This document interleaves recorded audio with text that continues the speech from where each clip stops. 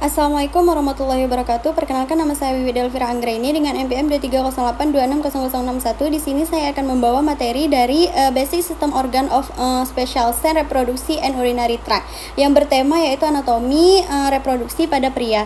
Nah, ada beberapa organ dari reproduksi pria, yaitu ada gonan atau biasa kita sebut dengan testis, ada epididymis, ada aksesoris gland, kemudian ada beberapa hormonnya, kemudian ada bagian pada eksternal genitalianya. Kemudian di sini saya akan menjelaskan pada gonan terlebih dahulu, yaitu pada sebelah kiri yaitu ada testis. Nah, testis ini terdiri dari beberapa lapisan, yaitu tunika albugin, kemudian ada lobulus testis, kemudian seminiferus, kemudian ada red testis, yang mana fungsinya itu untuk menghasilkan sperma sebagai spermatogenesis.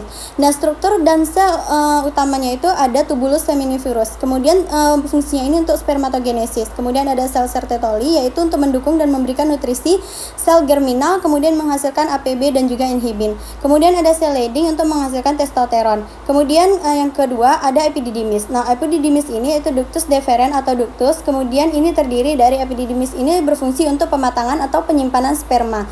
Terbagi atas kaput, korpus dan juga cauda. Nah, ductus deferens ini yaitu saluran tebal berotot yang membawa sperma dari epididymis ke ductus ejaculatorius.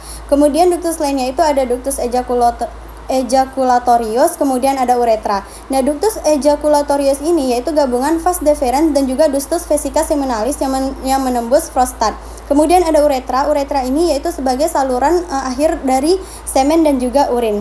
Kemudian bagian yang ketiga ada aksesoris gland, yaitu terdiri dari vesica seminalis, kelenjar prostat dan juga kelenjar bulbo. Yaitu vesica seminalis ini berfungsi untuk menghasilkan cairan yang bersifat basah. Lebih kurang 60-70% itu adalah semen, yaitu mengandung fruktosa, sumber energi sperma. Kemudian ada prostaglandin dan juga protein koagulasi.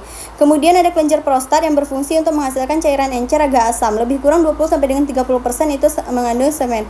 Mengandung enzim yaitu sirah, dan juga membantu aktivitas dan motilitas sperma serta likuifikasi semen.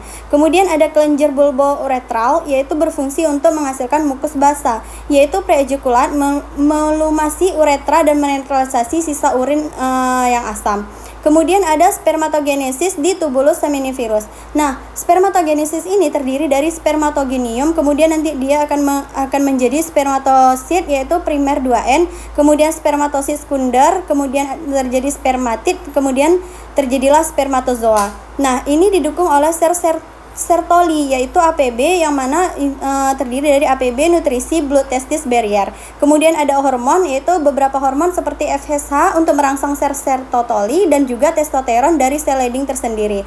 Nah, waktu prosesnya itu lebih kurang 64 sampai dengan 74 hari ditambah dengan pematangan di epididymis. Kemudian ada beberapa catatan klinis dari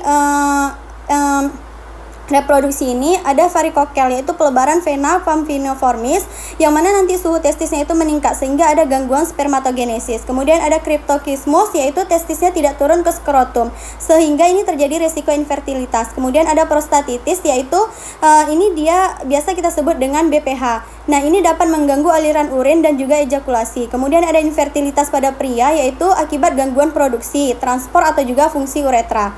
Kemudian ada eksternal genitalia pada reproduksi pria sendiri, yaitu terdiri dari strukturnya itu ada penis, ada skrotum, ada testis dan juga epididymis. Yang mana penisnya ini fungsinya itu untuk organ kopulasi yaitu menyalurkan semen dan juga urin. Ada juga skrotum yang berfungsi untuk melindungi testis dan mengatur suhu sehingga itu lebih rendahnya 2 sampai dengan 3 derajat Celcius dari suhu tubuh kita untuk spermatogenesis optimal.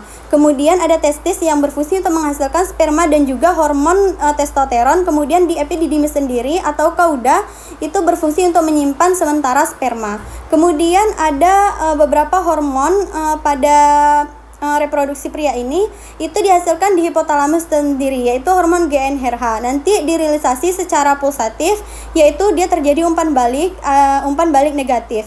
Nah, hipotalamus ini nanti akan merangsang hipofisis anterior sehingga nanti menghasilkan hormon FSH dan juga LH. FSH ini yaitu merangsang sel sertoli sehingga terjadi spermatogenesis inhibitin B. Kemudian nanti LH untuk sel Leydig dan juga produksi testosteron.